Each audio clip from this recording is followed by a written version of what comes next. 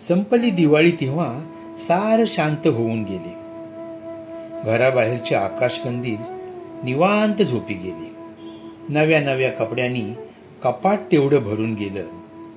रिकाम्या पिशव्या जमा करण्यात बाबांचं मन रमून गेलं. खाटेतल्या आजीला आता महिनाभर चिंता नाही. खाटेतल्या आजीला आता महिनाभर चिंता नाही. उरल्या सुरल्या फराळाशिवाय कशालाच मान्यता नाही. भेटीगाठी, मोबाईल मेसेजेस, शुभेच्छा, सदिच्छा, कुणाचा पायपोस कुणालाच नाही. पण जुन्या रीती, जुने रिवाज औषधाला दिसले नाहीत. सगळ्यांच्या आंघोळी झाल्या, मोती साबणाच्या वेळा झाल्या. सगळ्यांच्या आंघोळी झाल्या, मोती साबणाच्या वेळा झाल्या. सुगंधी उठण्याच्या जुन्या वाट्या फक्त तिष्ठत बघत राहिल्या. ओवाळणीच्या ताटात वजनदार पाकिट पडलं.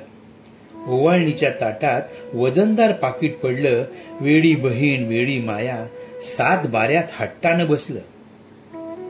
कळलंच नाही एवढा कसा काळ बदलून गेला. कळलंच नाही एवढा कसा काळ बदलून गेला. पाटावरचा भाऊराया कुठेतरी हरवून गेला. खाटीतल्या आजीला विचारले, काय देऊ तुला दिवाळीला?